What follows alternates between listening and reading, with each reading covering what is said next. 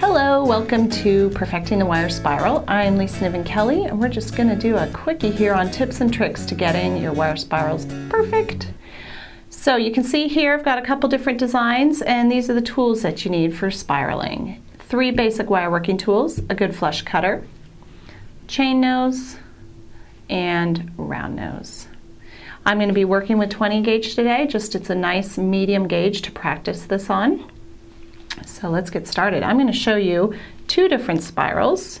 You can see on this guy right here we've got a closed loop spiral, we're going to cover that second, and a spiral with a loop in the middle, an open loop. Let's get started with that one. That's the traditional spiral that most beginning wire work classes cover. That's where you start with your round nose pliers. So here's your round nose, round tips. Before starting though, you want to cut the edge of this wire with your flush cut. Because you're going to be holding on to the very last bit, you want to make sure that the end of your wire is cut flush so you don't just slide right off. So with your cutters, using the flush side of your cutter, cut the smallest bit off as possible. Now, where you start on your round nose will determine the size of the loop in the middle of the spiral. So this one obviously is quite big, where this one and this one is a little bit smaller. So where you start on your round nose will determine that. I'm going to start right about here.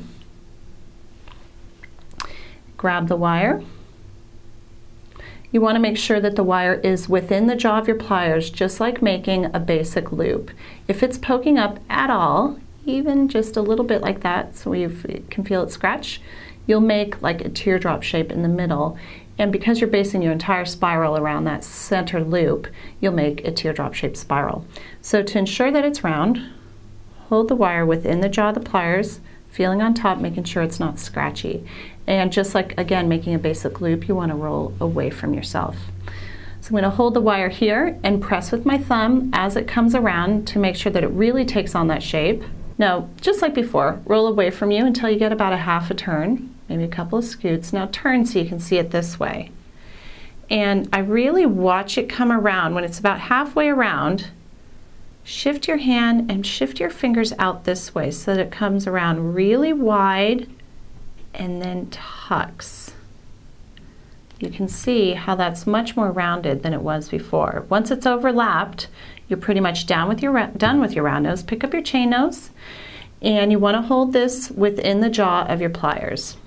So I hold it back here towards a box joint because that's the strongest part of my tool. I don't have to squeeze as hard, and then I don't run the risk of marring the wire because I'm squeezing so hard. So back here, don't let the whole thing stick out the side, but don't hide it either. Just let the sides stick out that you're working on. See that little bit right there? And with my thumb, I scoot, shift, scoot, shift. The bigger the spiral, the harder it is to keep it uniform, but that's why you want to move slow like this. Don't try to get all the way from here all the way around to the top because you're likely going to lose it. Just do tiny little scoots. See how slowly I'm moving. Again, I don't have the whole spiral sticking out like that because it's harder to hold still and it's harder to control. And I don't have the whole thing hiding either. So little scoots. I'm running out of wire here, so how about I turn it into a charm? I'll just take my flush cut and with my round nose, make a little bit bigger loop here. Roll away from yourself, loosen your grip, bring it back. There you've got a little charm. So a couple things here. You want to now take a look at your spiral. See if there's any gouges in it. If there are lines in it, it's likely that you're either squeezing way too hard or your tool has sharp edges. So in the inside of your tool, these edges here might not be ground down well, so you might want to come in with a file and try to soften them off. It might be a combination of the two. Lighten up your grip when you hold that spiral still. You'd be surprised at how lightly you can hold it where it's still stabilizing it so you can bend around. A lot of times people starting out with a new technique will give it the death grip. Just lighten up a little bit. Okay, now I'm going to show you a closed loop spiral.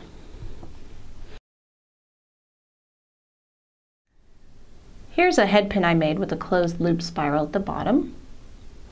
So for a closed loop spiral, you want to start again with a flush cut. Just cut the smallest bit off and start the inside loop with your chain nose. So we're not making an open circle in the inside of our spiral. We're actually making a tiny little kink to bend around from there. So for this, you want to make sure you have a pretty fine-tipped chain nose. Grab the smallest bit of the wire that you can grab with the smallest part of your chain nose and roll it around as if making a basic loop, but just come around till halfway so it's like a little U or a C, depending which way you're looking at it. Now here's the tricky part. Instead of coming in with my plier, let me get closer here, and just smashing right there, that would make it long and pointed. I'm going to come like this. Do you see how now I've got this part of my tool on the tail and this in the back of the U? It's not wanting to focus right on that wire in my tool, but I think you can see it there. And by doing that, I'm going to tuck it. So again, not like this, that will just make it long and squished, but like this. And squeeze, and it'll tuck it into a tiny little kink. See that little kink? Now treat that like the loop that you did before, where you hold it within the chain nose and build your spiral around it. Now this guy you have to squeeze pretty hard to hold him still when first starting it out, so it almost looks like you hammered it.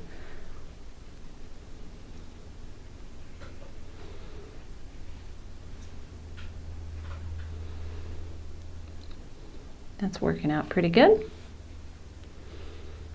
Now if you wanted to make something like this, or actually more like this guy here, you could build a spiral on the other end and maybe treat it as a charm or a link in a necklace or bracelet. You might want to use a little thicker gauge wire if you're doing that.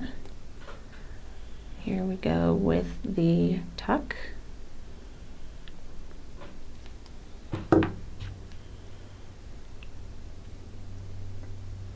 If you can't get your finger up against it, your thumb like this, like I've been doing to build the spirals, you can also just hold this and give a little tension that way.